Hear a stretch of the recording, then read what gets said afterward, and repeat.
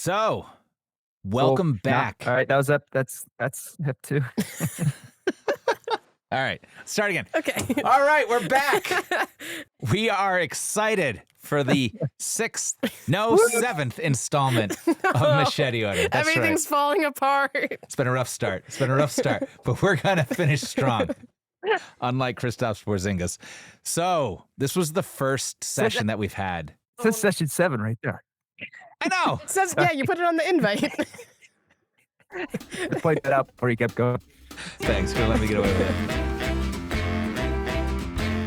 it. Welcome to Machete Order, a podcast about the best TV shows of all time, or at least some of them. I'm S.J. Petteruti. I'm Maxine Philivong.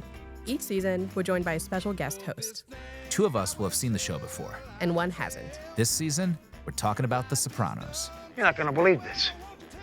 He killed 16 Czechoslovakians. Guy was an interior decorator. His house looked like shit. Session 7, the first time since the opening of Machete Order that we have gone out of order. Yes. Through a couple of different episodes. We had finished with season 3 in our last session, and then instead of just going right into season 4, we jumped up into season 6. We went episodes 2 and 3. We sure did. We sure did. So before I started this episode, okay, we did season 6, episode 2, season 6, episode 3, and season 4, episode 9. And before I started the first episode, which was season 6, episode 2, you know how on Max it shows you like the preview for the episode, like it says like a little blurb. So before I started watching it, I read it and it said, in wake of being shot by Junior, Tony endures a delusional business trip in which he loses his identity. Huge spoiler alert. I know, huge spoiler. God, that was my first question for you was like, when did you realize what was happening? Yeah, well, Max, is it called HBO Max? Or are we calling it Max? I don't know. I'll call it soon to be defunct streaming app. Yeah, they've had like 5 different versions of it. It feels like. Okay, so there goes the spoiler of it. But it's okay. I don't think you necessarily needed to be surprised at Tony coming and having this out-of-body experience. Yeah. You did say, Ross, that The Sopranos uses dreams way too much. And it seems like they used dreams way too much in these series of episodes. So was the first episode in this season also a dream, or did the dreams begin this episode? So the dreams begin this episode. Okay. And part of the idea of this installment of Machete Order was to try to see if you could figure out where exactly is he in the sequence of his life. Yeah, I don't think I really understood where he was in the sequence of his life. I thought you put these episodes together because I can see the progression of Junior and his memory loss. Yeah, isn't that interesting? Yeah. So he just fell down some stairs, and that's what really started it. So we're jumping back now in season 4, episode 9. Yes. Whoever did this. Junior gets hit with a boom mic while exiting the courtroom, falls down 10 stairs. And 7 stairs, the news anchor says. No, 10? She corrects it, right? Yeah. And then they start to kind of make it look like Junior has serious mental health issues. But when you see him, he's getting interrogated. And that was one of the reasons why this was a nice group of episodes to include and why it was nice to jump to season 6 and then back to season 4 is because there's 2 scenes where Junior's being interrogated as they're trying to test his memory and his mental acuity. And very clearly in season 6, you see he really doesn't understand what is going on. Yeah. But even being interrogated in season 4, he starts out joking and like pretending that he's not really understanding what's going on. Yeah. But then in that closing scene, he's at the neighbor's house asking for ice cream and then forgets why he's there. Yeah. So at what point does it not become a joke anymore? I think in that episode in season 4. Yeah. And I'm curious if we go back to season 5 and we're going to see like more of his regression. But I guess if you allow me to see it, We'll maybe. see. Even with the scene where he goes and asks for ice cream, because the 2 FBI agents are watching him. I mean, I thought for a minute he was just faking that. I'm still not totally sure, right? Because they go back and forth so much on faking versus what's real with his mental health issues. Yeah. Yeah. And that's one of those things. It's like when you were a kid and you'd pretend to be sick. And you'd be like, I'm sick. And then you'd actually get sick. Yeah. Right. And you're like, wait, what's going on here? Which one is it? Every time I stayed home because I was sick, I was never actually sick. But when I was sick, I was just like, suck it up and go to school. Get all the other kids sick. Yeah, get all the other kids sick. Yeah, this installment of Machete Order is a lot about, kind of self-perception and who we think we are. Mm-hmm. And I think there are two characters that are doing that. Obviously, Tony being shot and being confused for Kevin Finity. Yeah. And also Junior with his mental health issues and not really understanding who he is versus who he's pretending to be. Mm-hmm. Let's go back to the dream aspect of this, because you let off with it, Maxine. The show uses dreams a lot, right? And I complained about dreams last time. So you might think that I did not like this episode or the ensuing one. And, they weren't my favorites of the entire series. However, these dreams were a little different, right? I mean, Yeah. the last episode we watched, right? He's cutting the fever dream. He's cutting in and out. He's seeing, fish speak. Really imperceptible things in real life. This one was so real, right? Mm-hmm. I thought that was pretty interesting how they shot this dream versus the other dreams and the contrast between the two. Mm-hmm. And just, it was really artful, I think, at the end of the day. And I'm actually okay with it. What a As you might be contradiction. surprised. But Do you think it's because he was more consistently in a coma? Right? Because in the fever dream, he kept waking up and going back to sleep, waking up, going back to sleep. But this is like consistently in a coma. That's true. You're right. The physics behind this, that all lines up. I think from a storytelling perspective, this was more enjoyable to watch because just the subtext to all his actions was incredible. Well, there's also the elephant in the room with this whole thing, which is you're hearing James Gandolfini as he actually speaks and not as Tony Soprano. Right. Yeah. I was trying to figure it out. I was like, where's his accent? Like what? I don't know. I think because at this point, I've only heard him with his strong Italian-American accent. Hearing him switch back, I couldn't really tell what was happening. And which one's true and which one's not. Yeah. How about Carmela's voice? Is that Carmela's Same voice deal. on the cell phone? It's not, though. I was going to It's see if you not? got that. Ah, okay. Yeah, it's not All right. Carmela. It's not. It Nope, didn't. it's, I was trying to figure it out too because it sounded, I don't know, softer maybe is the wrong word to use here, but it sounded. Certainly in less New Jersey. Yeah, less New Jersey. Yeah. But yeah, Carmela's voice on the phone sounded a little sweeter and not as harsh as Carmela's, or what's the actor's name? Edie Falco. Edie Yeah, Falco. not as her accent. She's playing the character. Is it Edie Falco just not doing her accent, or is it a different actor completely? Different actor, clearly. Oh, Mhm. okay. Well, one of the things that I always thought with this was that it's not actually Carmela and it's not AJ and Meadow, who's his family. I think it's, Right. I mean, it's clearly a younger family. Right. And he also had talked about being a patio salesman at one point, and he joked about Right. how that could have been his path. So to me, this sequence of him losing his identity is not the Tony Soprano that we know. It's a different lifeline that he's in. And it's that continuation of the theme that we talked about in a couple of sessions ago, where he wanted to be a different person. And with Isabella, we talked about how he was romanticizing the idea that he could have had a different life. He would have had different children and a different wife. And I think that's the storyline that we're kind of continuing on. And they talk a lot about identity in this episode. He says, Right. who am I? Where am I going? I'm 46 years old. What am I doing? And then in the next episode too, where we talk about mayhem, he's having the same types of conversations of who am I and where am I going with all of this? At the end of Mayhem, it seems like he chooses his family, right? Because he's not going in the house. He hears the girl's voice. He assumes it's Meadow. I mean, I assumed it's Meadow. I think he knows in the dream that it's Meadow. Yes. And he's going back and picking the life that he had. He can't let go yet. Yeah, he can't let go yet. Can't let go of the briefcase that has his life in it, he says. Yeah. And you do start to see him transition back towards reality because, and I love the scene where Paulie comes to visit him in the hospital and is talking to him about, first of all, I mean, just Paulie annoys Tony all the time. And that's a running theme. Yeah. But also Paulie's talking about getting older. He's talking about progressing through life. And I thought the line, you don't think it's going to happen to you about aging, I related to that so hard. Yeah, I related to that too. I was actually talking to my coworker the other day, and she turned 23. And Whoever I you felt- are, stop. I'm already annoyed. Lucy, I don't know if she's going to listen to this. She listened to one episode. I don't know if she's going to listen to She the rest. better listen to this one. Lucy, you are so young. You got the whole You are world in front of you. 23. But I think she's just at the point where you're out of college for a year and you're starting to have your crisis of, oh my God, I'm an adult now. This is me rolling my eyes. Yeah. Continue. Yes. Let's talk about how even though, hard. well, we all went through it. You can't remember as well now because it was so long ago.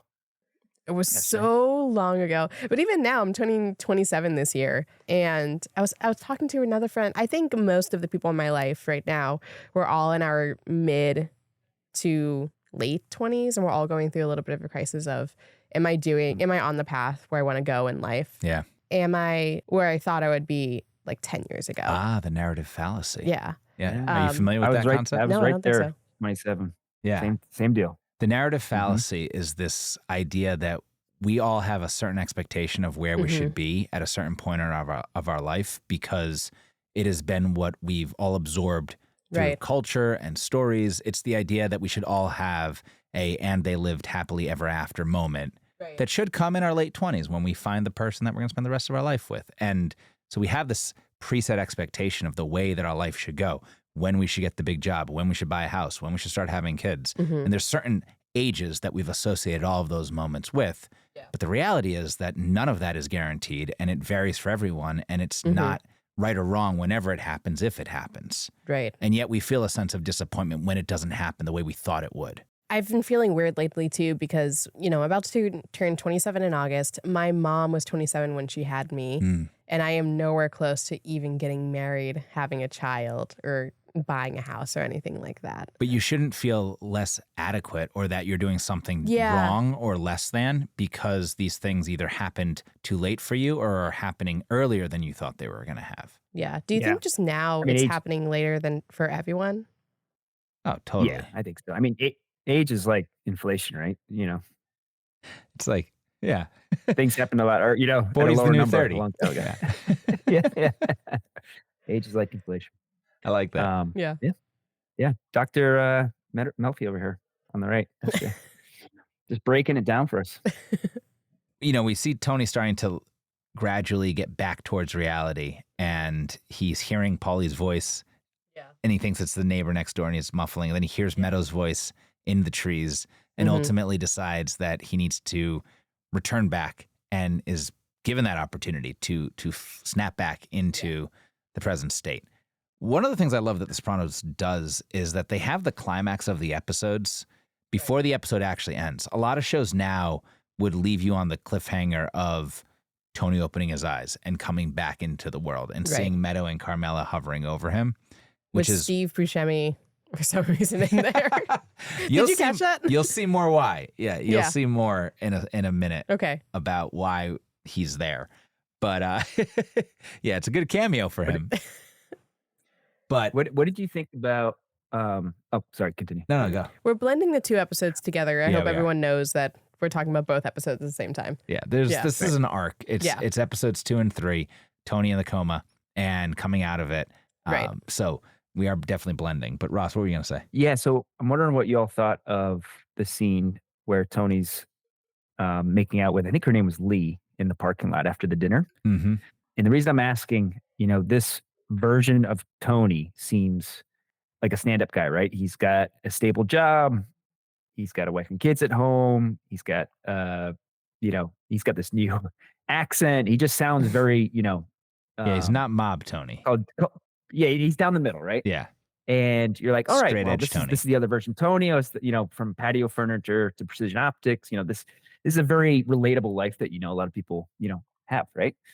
And then he just starts making out with this woman. You're like, what? Yeah, same old guy. This is Tony. In every lifetime. What happened here? I thought I was on this journey with the new Tony, and now he's. And every timeline, Tony's just a horny motherfucker, Always pulling, always hitting above his average too. I mean, right. What is going on? I don't think always. He's not a bad looking guy, but he is like pulling. Yeah. Yeah. Yeah. He looks. I don't know. I don't get the sex appeal of Tony Soprano, I guess. You're a straight white man. It's fair. That's fair. I think Tony's cute. Yeah? Yeah. Okay. Like with the right confidence. I think it's all about confidence for how cute someone is. That's fair. Yeah. Yeah. That's how you get hotter. And we were talking about this last episode. Yeah. That's how I get hotter. But I don't know. Tony Soprano has a certain kind of confidence that is very attractive. I like that. Yeah. A lot of Shrek vibes though for me. You think? No. Another straight white man's opinion. He has a body type of Shrek. Yeah. Yeah. But Shrek also pulls. That's true. Fiona. Shrek pulls? I didn't know that. Fiona. The literal princess. She turns into an orc. I've never actually seen Shrek. I just know of him as a character. Yeah. What are you saying? Well, it's one of those. Yeah, I need to watch. Oh my God. Okay, next machete order.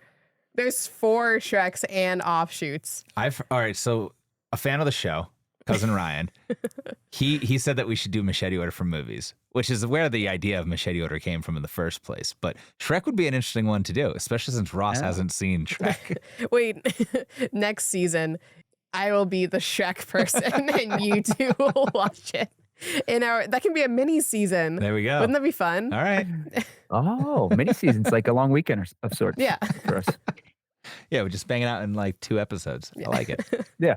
All right. Well, what else we want to say about this arc? I mean, episode 2, join the club. Mm-hmm. I think it's very heavy on like why she says join the club. He's talking about not knowing who he is. He's asking where he's going, and she says join the club. Lee, who he makes out with later in the parking lot. Right. So I think the question I have about this episode is, are Tony and Carmilla still together? Because in this episode, they seem very lovey-dovey on the phone, and he is taking a lot of comfort in her. But it seems to me like in real life, although she's distraught that he is in the hospital, she says something. This might be in actually episode 3, but she says, Melfi says, "When was the last time you said I love you? Are you afraid of that feeling and going away when he wakes up?" So I wonder if they're like in a rough patch, or if they're separated, or like what's going on with them, that he's having these sort of feelings and she's having these conflicting feelings. Yeah, their relationship is an important part of this part of the story. Right. And part of the reason we jumped ahead was to disorient you a little bit. Yeah. Because I think in a lot of ways, that's how life and love work, is that it waxes and wanes. And in moments of great trauma, you can feel great passion for somebody. And there's that scene that she has after she realizes that he might die, and she breaks down outside of his hospital room, and Christopher's there to console her. But I thought that was just great acting by Edie Falco, Right. and really showed you how desperate and helpless somebody can feel when somebody who you love is suffering like that and is close to death. Right. And I don't think that you necessarily have to know exactly where they are in their relationship. The point is that they love each other, whether or not they're together or they're separated or divorced. They have so much history and they have such an entwined life together that there's going to be love and passion and tremendous heartbreak there, regardless of what their actual status is. And trauma brings people back together, right? That were divided and at odds. And I think you see that here. Yeah. There is this one part where Tony's on the phone. I think he gets in his hotel room. He gets a call from, I think, Carmilla or whatever actor is playing Carmilla at this point. But he says, "I miss you." And she says, "I miss you too, but you're off in your old world. You're distracted from work, and this is partly your fault." And I'm wondering if he is coming to realize that because of his lifestyle, he got shot because it was partly his fault. And I don't know. I'm assuming that Junior was just confused and didn't know who Tony was. And, that's what dementia does to a person. But because of the lifestyle they live, isn't it partly his fault that he got himself into that kind of situation? And he's realizing it in that. Yeah. I think there's this growing accountability that he's starting to realize in this arc that he doesn't exhibit at all in some of the prior episodes that we've seen. When there was the eyeball witness, there was an eyewitness of him murdering Matt Bevilacqua. He was very defensive and standoffish and saying, "Oh, I didn't do anything wrong. This isn't my fault." And now you're hearing his wife tell him, like, "This is your fault. You're off in your own world. You're all busy trying to figure out who you are in your own mind. You're not thinking about who you are to us." And right now they have an absentee father, and that's a lot of who he is in real life too, with his actual family. Eyeball witness, is that an SJ term? Oh, that's a poly Is that term. what they actually said? An eyeball witness. You just said it twice, and I'm like, wait, is it eyeball witness? I've been saying eyewitness this all these years. It's such a catchy way of referring to it that I'm starting to adopt it. But yeah, no, That's why you just said it with such confidence. I was like, yeah, that's the word for it. Yeah, of course. Did you say that because of Polly, or have you just absorbed I've Polly been picking into up your because blood? of Polly. I need to change it though. There's more on this topic in a way, don't we? Maybe Tony Soprano does it to, a more intense way, but we all kind of compartmentalize the bad things that maybe not bad, but everything we do in our life. Yeah. All the mistakes we've made, all decisions we make. At least for me, I've said many times that it's not my fault for the things that happen to me, even though it's completely my fault. And I'm changing the way I think about it because I don't want to blame myself. Well, you're trying to cut out this thing that you've done that you're ashamed of and Right. say, that's not me. That's not who I am. It's not my fault. And in your self-perception, you are not the person who also did that other thing. Right. But what I thought was interesting about this arc was how if you were to die in Mhm. death, you are reflected by the life that you lived and the way that people perceived you during your life. So whether or not you think this was me or this wasn't me or I didn't do that or I'm not that type of person, how others remember you, and which is how others perceived you, will be what your legacy is in death. And a lot of the show is about redefining, the characters are all trying to redefine who they are in their own life. And this is one of the episodes where you actually start to see, okay, if that person dies, he'll be remembered based on how others perceived him, not how he perceived himself. Right. And you'd imagine all of these guys are obsessed with it because death is around the corner for all of them. So every moment they know their legacy, that could be it. That could be how they remember just based on what they've done up to that moment. And they've done a lot of things that they know are wrong and that they either justify or they reason away or they ignore. And yet that doesn't change who they actually are in the world, because who we are in the world is how others perceive us, not how we perceive ourselves. Something I keep thinking about with this series and the mafia in general is just how many people are doing this and rationalizing and compartmentalizing and How many people are killing other people? Is that what yeah. I mean, I know it's a show, but just in general, like the mafia. It's just how many people are in on it together. Like all of the wives, Ro and Carmela, and on down the list, they all know what's going on, right? Everyone knows, but they don't talk about it, and they lie, and they cheat, and they compartmentalize, and they rationalize. It seems like a simulation almost. I mean, essentially, it's the same idea that this group of people all have lied to themselves about what they want the truth to be. Yeah, because they're getting something out of it too. Yeah. You know, they have a good life. They have they could have ever wanted. So what else is there to do besides make themselves feel better so they can have a better life? But are they actually making themselves feel better? I mean, they're constantly at funerals. They're constantly losing things. They're stressed. There's not a lot of relationships that have true love. The children feel neglected. They all have issues. They think that they're doing well. They think this is success. But if you look at everything around them, it's really not. It's not. Yeah. That's funny you mentioned that. I had that in my notes, just how many times they're at the funeral parlor or the hospital. Yeah. It seems like every episode they're at one or the other.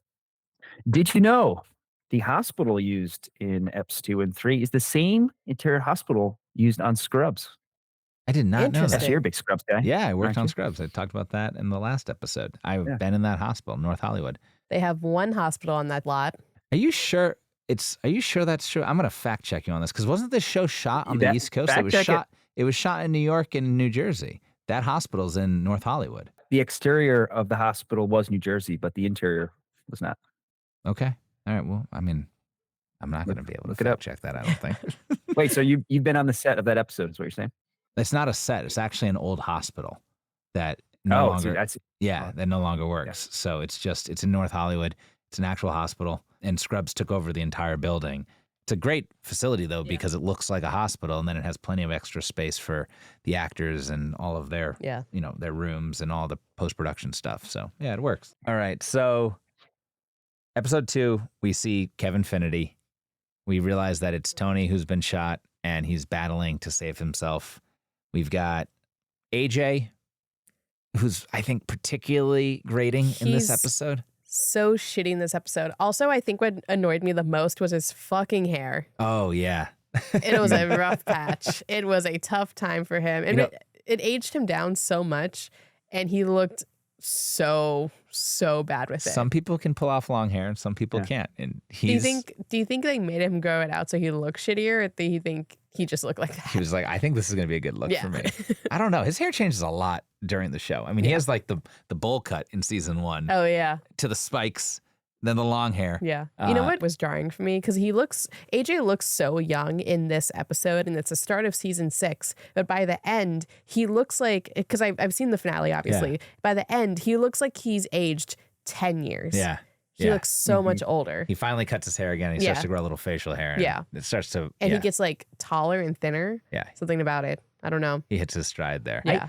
But you said this was a double season, so. I can see why thought he was very shitty in this episode. I have a little sympathy for AJ here. I think, your father's in a coma, about to die. I'm going to give him a little bit of a pass. Where is AJ? I mean, we've seen a lot of him, and most of the time he's just this like shitty, he's in the way. It's his issues. He's very self-centered. Yeah. But do you think, children or everyone deals with trauma in different ways? I think Meadow is an overachiever, and that's how she deals with her family trauma. But AJ doesn't know what to do with himself. He flunked out of college. Right. He is acting out. Right. He has no idea what to do. Even when Tony's in the hospital, AJ's basically ignoring him. I mean, he goes into Meadow's room while she's trying to sleep after being in the hospital for 24 hours, tries to talk to her about a Prius. Yeah. It makes her feel bad for not caring about the environment. So he doesn't know how to deal with the trauma that he's going through or his entire life. Yeah.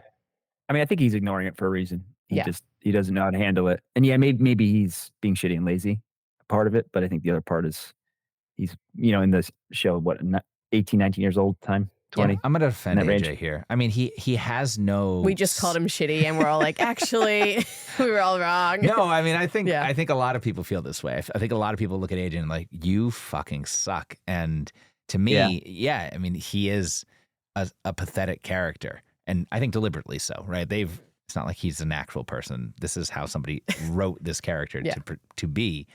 What I think it shows, especially when you compare him to Meadow, is when you don't have passion, when you don't have a sense of identity about who you are and what makes you good, that leaves you sort of spinning like a top and either being a thorn in people's side or being completely useless, which AJ exhibits all of these characteristics as his family and the world around him goes through serious trauma. AJ doesn't know what to do. And I think that's why it is so important for people to have a sense of identity of what makes you good. It leads to confidence, to be hotter. Yeah. You have to ground yourself in something. And poor AJ has never found anything throughout this entire show. While Meadow does everything, she's the volleyball player and the soccer player, and she goes to Columbia and she sings. AJ has none of those qualities. The one thing that you see him have a little bit of an interest and skill set in was swimming. And then his father doesn't show up for the swim meet. And I feel bad for a guy like that. That's hard to not have reinforcement around where your skill set lies. And to then find yourself is, I think, very challenging. And I think AJ is the symbol of that. Let me defend him a little more. The scene where Carmela goes after him for speaking to the reporters. Yeah. Carmela, y'all are a mafia family. Your husband is a cold-blooded killer. He's a cold-blooded killer. You're raising these two kids. Give AJ a fucking break, would you? I know. I had the same kind of feeling. To do? Yeah. That's your fault. That's your fault. All right. So if AJ was your kid, you've seen him enough at this point. Right. What would you be guiding him towards? Because we've seen him go through like the military and he's tried to get into school and that's not working. He's trying out for football. That's not working. Where would you be pushing a kid like this? I don't know any other options. It's sports or the military or nothing. Sports, military or nothing. I don't know. I'm not a parent. What do you think, Ross? Policeman, fireman type, blue collar, just, something that'll put him in the service industries. Okay. Yeah. Make him get into HVAC. Not the military. He's not cut out for that, but maybe firefighter's good. Firefighter? Yeah. You'd be pushing him into the firefighter? All right. I think so. Yeah. When do you both think you came into your identity or sense of self? Can I still not sure what it is? Be an answer? Yeah. Well, I actually have a very memorable memory that Esther, you're included in. It was the moment I left NBC. I left advertising to join Montage, a 9-person startup in Brooklyn. And I called SJ and I showed him my offer letter, and because I was going out on my own a little bit, out of my depth. And he's like, dude, this is legit. You said this is a whole new career for you. Yeah. And I took that job and I started dating my wife, Kate. I think it was 2 days after I started the job. So my life kind of all came together in a weekend. It sounds a little dramatic, but there can be those moments. Yeah. No, I think you're onto something. And there are times where you'll get an incredible partner, an incredible job, and move to a new place all within the span of 3 months. And life just starts to come together for you. And there's that expression, good luck is when preparation meets opportunity. And I think that's a lot about coming into your own, is that there are just things that you can control. You can make sure that you don't drink and smoke and abuse yourself so much that you are lagging behind in the next day, right? You can keep yourself in that mindset. You can work and have a dedicated focus to the things that you're supposed to do. You can lay the foundation for what will later become success when you have this catalyst that presents itself. And when that happens, generally, you're not just doing a really good job with your job, or you're not just exercising all the time. You tend to be doing all of those things at once, or none of those things at once. So I think that's why you can have this coinciding of personal success, professional success, financial success all happening at the same time, because you're priming yourself in that way to meet all of these opportunities when they happen. And like we were talking about getting hotter, that level of confidence that you slowly just start to embody because you're doing things well and you feel good about yourself is attractive in a number of ways, not just to a romantic partner, but to a professional opportunity too. Definitely. And another cut on that, I'm sure you've heard this before, right? How many people, once they find their career and they find themselves, they're in a position to find someone else, right? So you got to take care of your own house first, right? Before you go outside of it. It doesn't have to be a career though, I don't think. I mean, you can find yourself and your purpose in ways outside of your career, right? The job just might be a means to an end. I think for a lot of people though, that is an important stepping stone to finding your partner. Just because it happened to be, that's not how it always is. But I've always drawn a difference between my job and my passion. And I would say that when I was younger, I would feel a lot less fulfilled in my life because I felt like my job wasn't my passion. And the sooner I started to realize that I could separate the two, and I could do things like this podcast, or I could write on my own, or I could pursue these things that I wanted to make money with, because to me, that would mean that I was good at them. The sooner I separated that mentality and said, I'm just going to do the podcast because I think it's fun. I'm going to write because I like to write. And I don't really care if it makes me money. To me, all of my art and craft now has always been about, if there's one other person that hears something that I'm saying and it resonates with them, even if it's in a different way than I expected it to be, that's success to me. That's what the creative process is. And I guess to answer your question, when I made that distinction, which wasn't until probably I was almost 30, that was when I started to actually feel like I had a sense of identity. Yeah. Well, actually, you've got two people here listening to you right now. So. Thanks. I feel so fulfilled. I feel like I'm still making my way there. And I think that's fine. I mean, I just said I didn't feel like I'd kind of settled into that until I was 30. Yeah. And I have 3 more years. Yeah, you got 2.5. I especially think that with artistic people and passionate people, people who are creators, there is a different mindset, and it's a much less structured path into adulthood than it is for somebody who's more analytical and more engineering. So when you see people who are generally in finance or accounting or engineering, there's so much discipline and structure of what they have to learn, and they do it at an earlier age, that they tend to get onto that path sooner, as opposed to somebody who's like, I'm creative or I'm artistic. And I definitely think AJ is artistic and creative. He is not athletic, but if it were me, I would be pushing him more towards storytelling, writing, painting, whatever it might be. And that takes years to kind of settle into whatever it is your craft. And then whether or not you can bridge into it becoming your profession, it kind of doesn't matter. Yeah. But he does end up going into the military in the finale. Yeah. Right. Yeah. At the end, at the end of the finale, he's talking about doing it. Right. But then his parents give him that option of being the Hollywood producer, remember? And he's driving the BMW, and he's like, I told him I'm not going to get a gas guzzling car. Yeah. That was where AJ's plot line leaves at the end of the series. So he actually had made that distinction of not going into the military, but actually going into storytelling. Right. Working for Little Carmine's porn company. Can we get into a few other tidbits from the episode? Sure. The Chris and FBI scene walking into the sandwich shop. Yeah. My kingdom for a mortadelle. Just so aggressive. Yeah, so many great lines. How goes the war on terror? And then he, like, I know one of these suicide jerk-offs if he bit me on the ass. I mean, that's great writing. Calling it diarrhea stand. So what is Chris's film about? Oh, you'll find out. Okay. Wait, you do find out. You do. I don't. In episode I don't 3. Are we moving on to episode 3? I didn't follow. Let's do it. They literally break down the plot. They give you the elevator pitch in this episode. The cleaver? Cleaver. That's it? I mean, it's a slasher film, No. according to some. So, all right. So in this episode, Chris has decided he wants to get back into filmmaking. Right. Is this the first time we see him get back into filmmaking, or has this been a long, ongoing journey? It's been trickling back into it, right? So you're gonna get more of Christopher as we get into the rest of Machete Order. But he has this idea for this slasher film, and it's obviously heavily being influenced by his relationship and his life with the guy being a wise guy and being betrayed by the boss. Yeah. It sounds like season 1, Chris. Right? Yeah. Okay. Yeah, which is a lot of where he last left off his film writing and his screenwriting career was in season 1. So he's picking it back up. We've got Tim Daly, who's playing the writer J.T. Dolan, who is obviously famous for a lot of different shows, but in this one is playing an recovering addict who is his now writing his ghostwriter, essentially. Yeah. With a large gambling debt. Yes, large gambling debt. And he's now basically ripping off Saw. And so the plot is that he gets dismembered, comes back together as some sort of ghost or corpse, Gorst, I guess, and has a cleaver for a hand and goes about killing people. That's all you need to know about the story. Yeah. Yeah. Pretty straightforward. Yeah.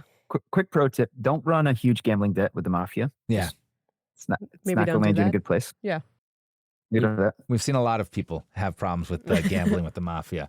It either ends in a broken leg or bankruptcy, losing your business, or possibly being forced to write something like you're some sort of indentured servant. Just don't play poker with mobsters. That's all. It's not that hard. Avoid the game. I don't even know how to play poker. Well, kind of. No. We can teach you. Hold them? No. Hold them, we can teach you. That's easy. Okay. Hold them's good. Yeah. We also have Kevin Finnerty still trying to get back to his home. He is getting into a tussle with the Buddhist monks who blame him for a faulty heating system. Right. What's the deal with that? I think it's a lot about the idea of identity and self. There is no prior backstory. It's not like these Buddhist monks came from somewhere else or that Tony had screwed them over at one point. They just happened to be in this hotel. They confused Tony for Kevin Finnerty, and they say that they owe them retributions for a bad heating system. But when Tony says, "I'm not Kevin Finnerty," he gets slapped by one of the Buddhists. Yeah, and they he says, fight. "Lose your arrogance." Yeah. Never seen a Buddhist slap anyone. That was the first. Yeah. I think that's their thing. They don't do that.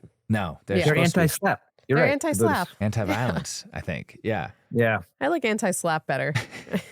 Yeah. I'm pro-slap, personally. Left-handed slap. Left-handed? As a right-handed for you person? right-handed. Oh, okay. Yeah. We can slap. You can weekend slap anyone you want. It was a fairly weak slap overall. But he says, lose your arrogance. And I think that that's part of the theme of identity and of self. When, monks aren't supposed to slap people. He's not supposed to be Kevin Finnerty. But they later say, at some point, there will be no me. There will be no you. We will all be like this tree. These 2 episodes made me so existential. Well, for as much as these episodes are about identity and they're asking, who are they? Yeah. I think that one of the things that's so peaceful about Buddhism is that it in a large sense, it trains you to think less of yourself as an individual, to think of nothing is a big part of meditation. Right. And a lot of religions talk about the sense of unity being a key component of their belief, especially Buddhism's. So for as much as it's about who am I, who am I, there's more of a thought of you are no one. And this idea that we are all one, we are all part of the same thing, might be why you felt so at peace. And it's kind of what they're trying to lead Tony to understand, which is that you are not one person or another. We are all part of the same thing. And when you get to that stage of belief, a lot of things start to feel more comfortable. You start to feel more comfortable within yourself because you realize it's not just about you. You are, in essence, a reflection of everybody. Very philosophical today, SJ. I know. I'm feeling... These 2 episodes are very philosophical. Yeah, that's kind of part of the point. is you're supposed to be thinking about these things. And why is the monk slapping him? Why does he say lose your arrogance? Why are these questions of who am I? And the title of the last episode, Join the Club. All of it is about unity. And a lot of it is about losing a sense of self. Even the idea that he's having 2 different lives in this arc, the Kevin Finnerty journey and then trying to save himself in the hospital, is an idea that there are multiple versions of us. And that's part of the reason that I chose to include season 4, episode 9, whoever did this, as a part of this packet, because to me, that is a similar type of story where there are two Ralphies in this episode. There's the Ralphie who's lost his son and whose son is struggling to stay alive in the hospital. And there's the Ralphie that we've been introduced to the entire show so far, who's an asshole, who's awful. And both things are happening at the same time. And I found myself very conflicted while I was watching this episode. For as bad as Joe Pantalineo is, as bad as Ralphie is, I feel bad for him for what he's going through. I mean, it's hard not to feel bad for someone whose kid literally has an arrow through his body. Paulie doesn't feel bad for him. Yeah, he does not. When you first saw that, you're like, with the kids shooting the arrows, weren't you like, oh boy, are these fake arrows? What's going on here? Yeah. They're shooting them up in the air? Yeah, I was like, where's an And adult? they're catching them? Yeah. Right. Yeah. Right. Well, This is the an adult animal. was supposed to be Ralphie, obviously. He was supposed Right. to take them to archery lessons. He decides to take a bath instead. The kids go outside with a box and a legit bow and arrow and decide that they're going to play target practice while one of them holds the box. So, not the brightest kids. No, the first time they hit the box. Yeah. So they were doing did, true. pretty well, all things considered. They must have been hanging out with Jackie Jr. I don't Rubbing think off on 'em. Justin's a very good athlete either, because to judge an arrow that badly that you actually catch it in the chest, when it first happened, I thought they were playing a prank on Yeah. Ralphie. That's where I was with it. But then you start to see the blood spread across his shirt and you realize, oh no, this is legit. I feel like that's pretty hard to catch an arrow on the bulls. Maybe we need to try this out with a rubber arrow or something. See how you perform. SG's making it out to be so easy to just catch an arrow from 100 feet out of the sky. Can't be that hard. I thought it was possible. It seems almost harder to catch the arrow the way he does, because that arrow is going right in at the top of his chest. You know, that would have grazed you more likely than not, but he catches it good. I mean, it goes into his lung and everything. I never want to be shot by an arrow. I'm just saying. Seems like a pretty That seems painful thing to miserable. go through. I wouldn't want to be shot by anything, I think. That's fair. Me personally. I would like to I not might- be shot as well. I think arrow would be worse than gun for me. it probably wouldn't kill you right away. You would it's- just Yeah, you It's bleed still out. sticking in you. It's through both sides of you, and you can see it. you'd be like Ace Ventura when he's got the spears in his thighs. Yeah, more the optics of it than whether it'll kill you more than the bullet. Well, either way, Justin ends up in the hospital, and we see Ralphie just devastated about his son and starting to recognize all the bad things that he did. There's, I think, several episodes of remorse that he's showing, whether it's in the waiting room where his ex-wife confronts him, and a lot of foreshadowing there. We'll get to That's what I've that seen. with Tony strangling him. He goes to visit Father Phil, good old Father Phil making a Father cameo. Phil's back. He's back. Oh my goodness! I thought we lost him. I forgot he came back. And then we see him in the clubhouse, in the Bada Bing, when he's talking to Tony and sitting down, he starts to cry again. Any of those particular scenes resonate with you or stick out with you more than others? I think the scene where Ralphie and his ex-wife are fighting in the hospital and then he just breaks down really did something to me. Like in that moment, I actually felt bad for Ralphie. Yeah. But Yeah. I've never, ever felt bad for that guy before. Just a side note. What's up with Tony and the horse? Ah, pie oh my. Yeah. We'll get back to Ralphie, but the horse ties into the reason why Ralphie, got whacked, but what storyline is that? What did I miss about the horse? So we gave you the preview Yeah. about how Pie oh my is going to be an important character in Right. this arc. It is Ralphie's horse that Tony just forms a bond with. And there's a whole episode about Pie oh my that we're not going to see in Machete Order, which is one of my favorite episodes. But Tony just has a knack for giving the horse advice. And in this episode Well, that Tony you... loves animals. He loves famously. animals. Yeah. One of those key characteristics of a sociopath is a fondness for animals. And so Tony just forms this bond. And you see a little bit of that in episode 9, where he takes Carmela to meet Pie oh my, and she notices that she comes right over when he approaches, and it's like, oh, you got a rubber muzzle. She likes that. Yeah. So he's got this bond with the horse. It's a racehorse, and they've won a couple races with Pie oh my. Mm-hmm. Yeah. Is that the reason why he has the horse? Well, Ralphie had the horse initially, and they go to visit Ralphie with the horse. And then while they're visiting the horse, they're talking about how she can't win. And Tony's like, well, maybe you should, let her out early in the beginning. And they say, oh, no, this is a leader horse. She likes to lead from the back. So Tony suggests that they change the strategy with how the horse races. they end up changing the strategy. The horse wins, and that's how the bond becomes formed. And that's where, to the point that Tony actually will go so far as to have a painting commissioned of him and the horse. Yeah, which you may see more of later on in Machete Order. But he definitely, It's a funny story. he feels, and that picture becomes a whole meme of Sopranos culture. Am I allowed to Google it right now? Yeah, you Okay. could totally Google it. But at that point, Tony has felt this camaraderie with the horse. He sort of unofficially adopts the horse and considers himself to be like a part owner of the horse. Hold on, I'm looking at the painting right now. It's amazing. It's so silly. Yeah. It's Tony in a suit with a champagne flute toasting while he's holding Pyomai by the reins. And they're in a pastoral setting with some trees. Great portrait. And a lot of posters that you'll see out there of Sopranos fans with that picture in their office. Oh, I got to get that picture from my office. Yeah. Maxine, what did you think of Vito? It's probably the most Vito you've gotten in any episode. That is most Vito I've gotten. Okay, so going back to season 6, Vito and Meadows, fiance? Yeah, Finn, her boyfriend. Finn? Yeah. Finn. They had a weird thing, right? Oh, yeah. Yeah. We'll Oh, get yeah. to that. Okay. Okay. Should But it? it's probably not what you think it is, though. Okay. Yeah. Well, it'll be something that I cannot imagine gets skipped out in Machete Order. Okay. So, you'll see that. I think that's the good most picking up on it. Yeah. Yeah. Well, it's hard not to when Vito was like touching his arm like that. Yeah. And it got a little intimate. Yeah. So Weird. I don't know if anything happened between them that I missed, but I hope Well, I get that storyline. we'll have to see. Yeah.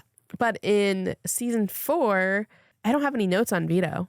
I think I was more focused on the Ralphie Justin storyline. Yeah, he in starts Junior. to pop up a little Yeah. bit in season 4, but yeah, he definitely is more of a prominent character in season 6, where he's Yeah. starting to talk a little bit about what's going to happen if Tony doesn't pull through. Yeah. He's really the only one that you start to see is thinking succession, and he actually goes so far as to stiff Carmela from the money that they owe her for the heist that they put off in that episode as well. Yeah. Ross, what do you think I should think about Vito? Well, I guess one of the underlying themes, Syl and Vito, and their thoughts on what might happen if Tony does not make it. I think the Syl arc is really interesting because his wife, is prodding him.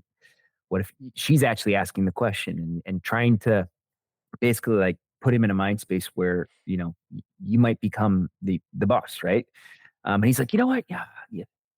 I think he starts to kind of come around to it. I think by the end and thinking that he'd like it. And then Vito on the other end is a bit more nefarious with how he's thinking about it, right? Where he wants power and he thinks he can be the person, and he's able to keep his weight down. So physically he can do it. And he's actually talking to people about it, which is a little bit shocking that he put himself out there like that, considering that Tony might pull through. Mm-hmm. So yeah, you use the word succession. I think that's the right one. I think between Syl and Vito, there's a lot of, what does life look like post Tony, and who would try and seize power, and then of course Syl, becomes sick himself and ends up in the hospital. And it's like, all right, what's going on here? To me, that plot line emphasizes how quickly the world moves on once you are no longer relevant. Right. And I don't think there's a more intense time that I've personally felt that than when I've gone back to my high school right after I graduated, and you just see the entire ecosystem thriving without you.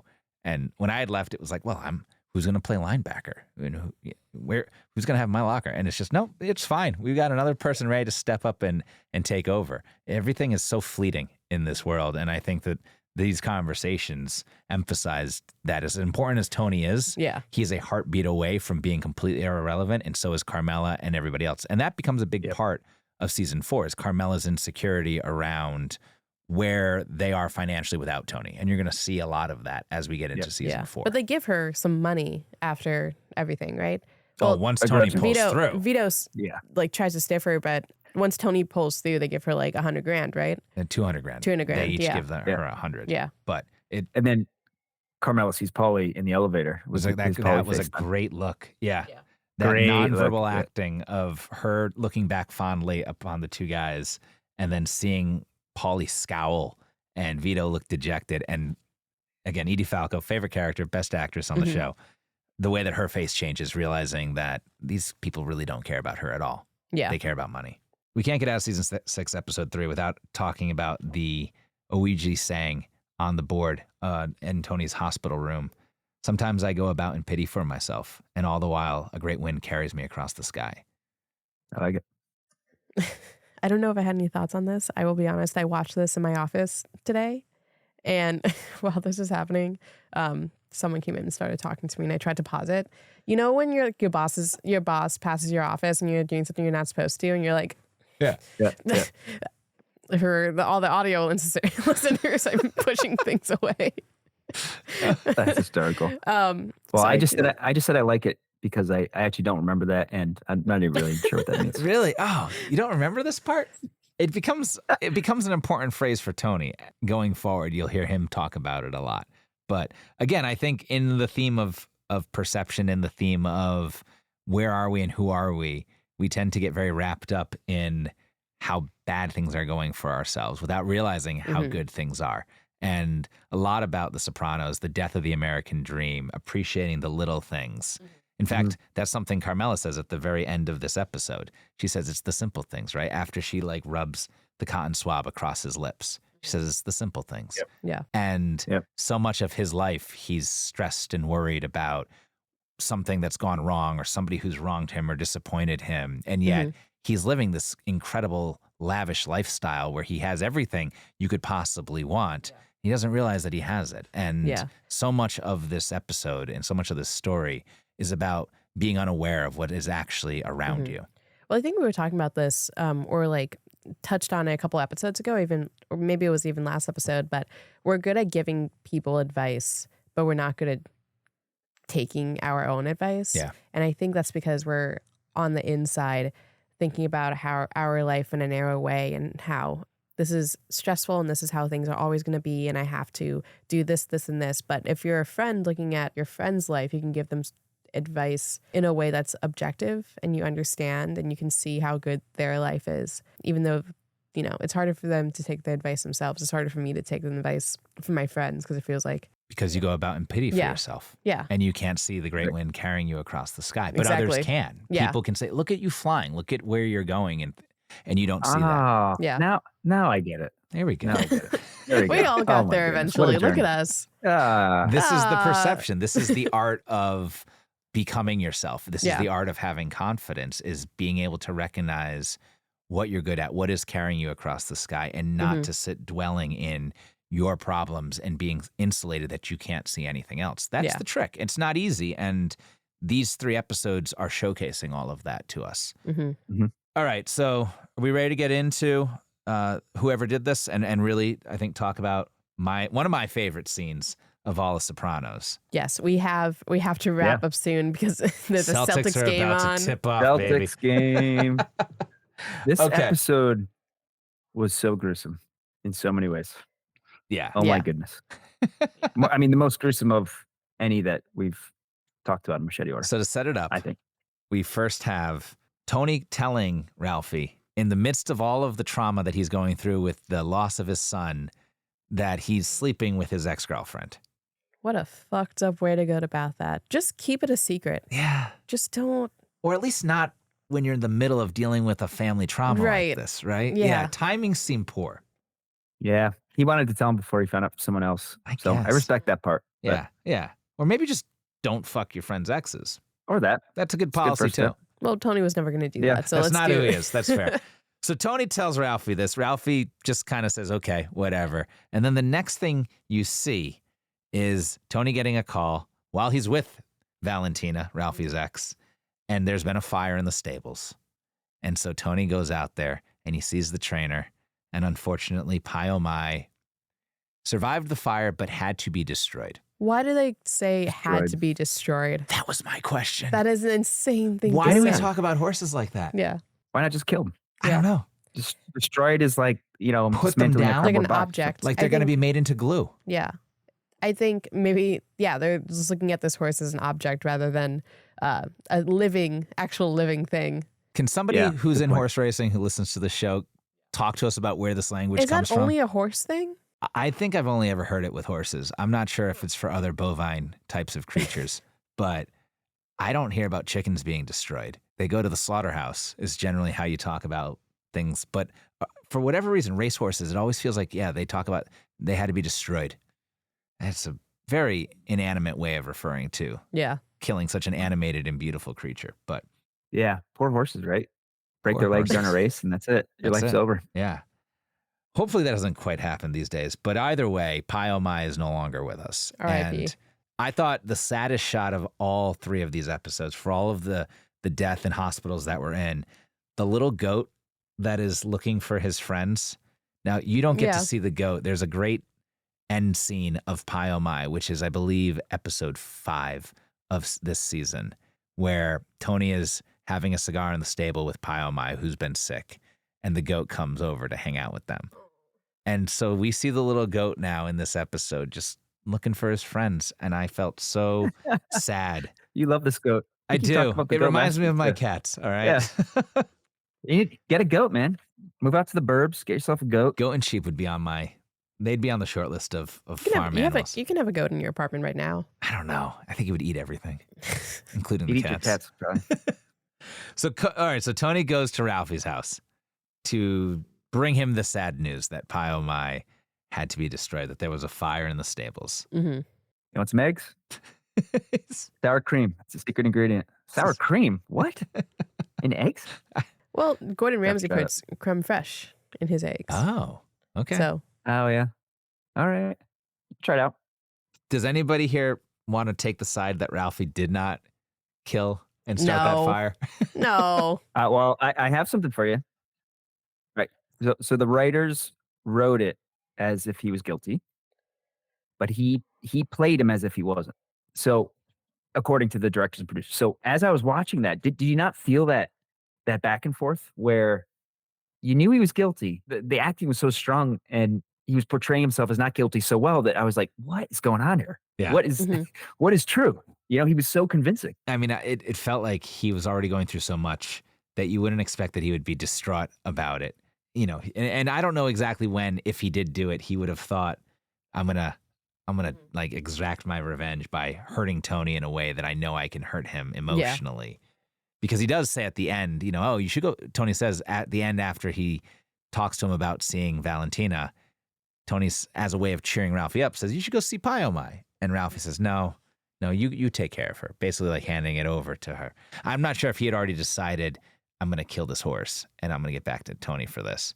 But he just takes it in a way that is believable with a son in the hospital who's clinging to life. When you hear about your horse being killed and there being this fire, Mhm. I'm not sure how many more tears you have. for Right. that. Right. Well, yeah, I'm just curious how much he ad-libbed the scene. Did he take it in a different direction in the moment? But Palatono, I can't ever say his last name. Panalineo. Did he just take it in a different direction? Yeah. I mean, when he starts to shout about it and saying it was a fucking animal, that's when I started to think, yeah, he definitely killed this horse. And even when he goes, What are you, no, a vegetarian? that was, That was a great line. yeah, that might be one of the lines of the show. You eat beef and sausage by the carload. By the car. Yeah.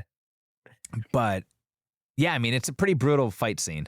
It escalates, I think, very naturally. Yeah. The raid being sprayed in Tony's eyes Yeah. physically hurt me. Yeah. That was Also, tough to Who watch. keeps, have you ever Who seen keeps Raid it on their on the counter like that next to the food? No. That was so gross. Tony That's touching so the gross. Tony touching the burner was actually unscripted. That was an accident. Oh, By the yeah. way. That would hurt too. Yeah. Yeah. Well, Sticking your hand in a burner. at the end of the fight scene, like the final blow, Tony's like, she was a beautiful creature. She was a beautiful, innocent creature. What did she do to you? Yeah. That line, I think I forgot Tony's love for animals until that line. Yeah. Yeah. But go off, Tony. Isn't it amazing that these mobsters, they start wrestling and you're just like, one of them's going to die. You know, this isn't Yeah. just like a little petty fight. Yeah. One of these guys is going to be dead. This will end with somebody dying. Every time. Yeah. Tony There's catching no other the, way these fights end. Tony except- catching the frying pan when Joe Panalineo starts swinging Like it was at him. nothing. Man, yeah. That would take. I also think if you got sprayed with Raid in the eyes, how debilitating that would be. You would go blind. Oh, yeah. You Right? would need to have adrenaline fueled rage. I mean, Tony's wanted to kill this guy for a while. Yeah. And he says, Yeah. you know, whoever killed him, this guy had been asking for it for a long time. That reminded me of that Well, Paul- I think you should leave skit. We're all trying to find the guy who did this. Tony's there in a bloodstained shirt. He's like, talking to Chris about it. Like, I found him like this. Well, there's a scene where Paulie says he wants to kill him, and Tony's, basically just shutting him down. And I think in that moment, it was like, you could tell he hated Ralphie, and he's just like, if anyone's going to do it, it's going to be me. Yeah. Okay, so after the scene, Ralphie's dead, and then Tony calls up Chris, and Chris is shooting up. When did that start? When did that develop? You're gonna find out. Yeah, don't worry about that. Okay. But yeah, Chris has quite the heroin problem. Really jumped up a couple notches in terms of his inebriation intakes. And yeah, they have a little bit of a conversation about, how bad drugs can be. Mm-hmm. I mean, it says something that Tony trusts Christopher, that he's the one that he calls to help him deal with this. Yeah. They're always a little duo. Yeah. But that trust starts to erode, or it had been eroding, right? Yeah. And you'll start to realize see that Chris died. You'll start to see a lot of their dynamics. I've never done heroin, but I can't imagine shooting up and then going to cut up a dead body. It's a pleasurable 2 or 3 hour time span for anyone. The way they cut up that body is gruesome. Yeah. Gruesome. But Ralphie's hair is fake. That's probably the most gruesome thing bald. about it. He pulls it off of him, which I had remember watching the show and being like, I'm surprised. We're like, Joe Pantoliano, he's got a ton of hair because he has no hair in most of the films that he's in. He was in The Matrix before this, and he How do you definitely spell his name. Oh God, Pantoli. Oh, I found him. Yeah. Okay. Oh, Fugitive. Oh yeah, he's a real baldy. he's a bald guy. So watching him in this show as it was unfolding and thinking, wow, he has a lot of hair in this show. And then to realize all along it was a wig. It was a great little bit of storytelling for the producers to put in at the very end that, he's as bald as you thought he was. And we've had this wig on. It's going to be a part of his character. A great moment of comedy, too, as he's about to dismember him. To be like, oh, you didn't know? Yeah. Is this one of the most gruesome Sopranos dismembering? Because they chop up his head. Yeah. I can't remember another one that's more gruesome. You've seen they've had other moments where they've had to disembody somebody. Right. They went to the butcher shop. Yeah. And did it, but they didn't show any of the body parts really. No. Like this is Ralphie's head in a bag and then his hands in a bag. Yeah. Which is how you do it so that you can't identify the body. Well, part of this is in horse racing, when you bury the horse, you bury the head, heart, and hooves when the horse dies, separate from the body. Oh. So that was the parallel here. Oh, very interesting. Yeah, interesting, right? I don't know why actually, but apparently that's how you do it with horses. So, with Pai Mai, that's why they did it that way. And Ralphie would have been buried in a similar manner. Yeah. Mm-hmm. He's been destroyed. Ralphie was destroyed. Wait, anything else we want to talk about with the Ralphie storyline? I think we're all relieved that he's dead. Yeah. Yeah. Despite being the best earner for the family, which is going to be problematic for them financially. It was a very satisfying feeling. When they started fighting, did you realize this was going to be the end of Ralphie? I didn't think it was going to be. No? No. Because I didn't think anyone was actually going to kill him. If they didn't kill him, in the previous season, after he did that thing, or after, the thing happened with, I forget her name. But yeah, I thought he just couldn't be killed. Yeah. And that was the end of that. But Too important to fail. Yeah, too important to fail. Yeah. Yeah. Well, he wasn't. I thought when you see him grab the knife on the counter, you're like, oh, then you knew. They're playing for keeps at this point. Yeah. You can't pull a deadly weapon on the boss and think he's just going to kind of beat you and teach you a lesson. Two other things I had on Ralphie. One, the moment, after he's dead and Tony just knows he needs to clean this whole situation up. And what ensues after that with being on the floor and scrubbing it and then the dismembering. I mean, oh my God, what a miserable day. Like imagine you can't imagine, right? You're in the house, this is dead, and you're just like, I have to spend the next 15 hours cleaning up blood, dismembering someone, throwing them into a river, burying part of their body. I mean, it's a much terrible. larger example of if your kid gets sick, right? And she's vomiting all over the bed. You're like, oh, now I have 3 hours of cleaning up the kid, cleaning up the sheets. That's just a little bit of vomit. I mean, if it's a whole body, it's going to be a much more complicated day. But that's the closest analogy I could get to, I think. That's good. And then another fun fact, Gandolfini and Michael Imperioli drank a whole bottle of whiskey before the scene where they threw the body into the water. They were so drunk that they had to have their legs chained to the tree next to them where they threw the body in. Why did they drink a whole bottle of whiskey? Because they were fatigued. Oh, I think okay. that's what they were probably trying to simulate, is that they were fatigued. And also maybe they were just tired on set. Yeah. They have that great scene where they're just hanging out on the couch after they've dismembered the body, waiting to move it. And they're just talking about life, watching TV. Like, it's not a big deal. That compartmentalization again of mafia. Yeah. Well, it's the same thing when Jackie and his friend did, right? During that weird scene in the last session. Mm-hmm. Yeah. We're just sitting on the couch watching. They're watching Basic Instinct with Sharon Stone. Yeah. Yeah. Along with this plot line, we also have Junior, who is starting to show the first signs of actual dementia, pretending not to. But I wanted to just talk about quickly Svetlana, who shows up again. Janice tries to apologize for stealing her leg, and she's just like not having it. You're a boring woman. And then Janice comes in, and You're a boring they're like, woman. "What's wrong, Janice?" And she's like, "You wouldn't understand." With 4 What an words. insult. You're a boring person. You're a boring woman. Well, talk about a referendum on your self-perception. Being called boring as she blows by That's her. my worst nightmare. Being That is my called worst boring? nightmare. Being called boring or not interesting. Either or. Ross, I don't think anybody's ever called you either, so don't worry. But we do see Junior starting to fall apart here. And now we've seen him in various states of mental acuity. Again, at first he's faking it, but by the end he is clearly not faking it. Yeah. Yeah. Be careful what you wish for. Yeah. And then it goes into what happens to him in season 6. Yeah. Yeah. All comes back around. Those are the good set episodes. Yep. Yeah, thank you. I'm glad you Yeah. appreciated it. We were out of order for the first time. Yeah. Really But macheting I it think up. this worked. Good. Yeah. I think it's a nice I think it worked too, yeah. I think it's a nice 3-episode chunk to go through, to talk about and contemplate perception, sense of self, our legacy when we're gone. Right.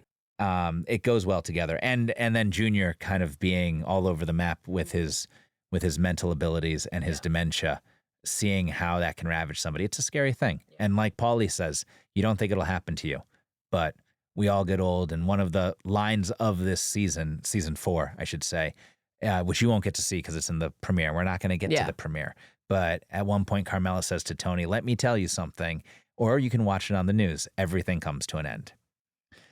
So with that, let's look ahead. I'm very excited for this next installment. I think this might have my favorite episode of all of The Sopranos, and it I think has also a very interesting and compelling storyline. Yeah. That I think we'll have a good conversation about, just like I think we had a good conversation about the themes and storylines in this past installment. Ross, what are you thinking about the set of episodes you're about to give me? Unless you don't know it, I can cut this out. I don't know what they are. Have you told me? I haven't told you any. I was like, nope, it's gonna be these 3. And you know what? We were getting some discussion about all of this on Instagram now, and I appreciate the inputs that people are recommending for us about what we should be showing. So sorry to disappoint you, Ben, but we're gonna go season 4, episode 2, No Show, which Ben did want to see. So you're welcome, Ben. But then we're gonna go to season 4, episode 10. The episode after whoever did this that we just watched. Okay. The Strong Silent Type.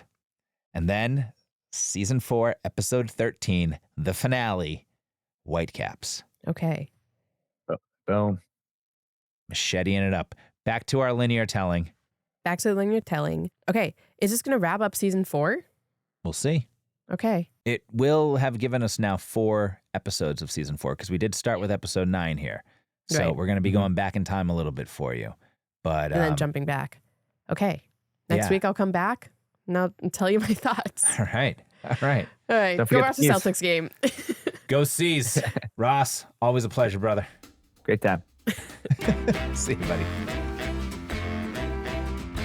Thanks for listening to another episode of Machete Order. If you like what we're doing, give us a rating and leave us a review on Apple Podcasts, Spotify, or wherever you're listening. Be sure to subscribe. If people don't support this thing, it might not make it. Special thanks to Brother Sal for providing us with our theme song, I Will Tell. And thank you to producer Nicole Kemet and our guest host, Ross. Do you agree with SJ and Ross's episode picks? Am I not appreciating the story the way I should? Let us know on our Instagram, TikTok, or Twitter. We will not call it X, at Machete Order. We'll talk about it, or because this is a show about Italians, or argue about it. Affangu! Be sure to tell your friends. Until next time, I'm S.J. Petteruti. I'm Maxine Philivong, and this has been a Rotary Studios experience.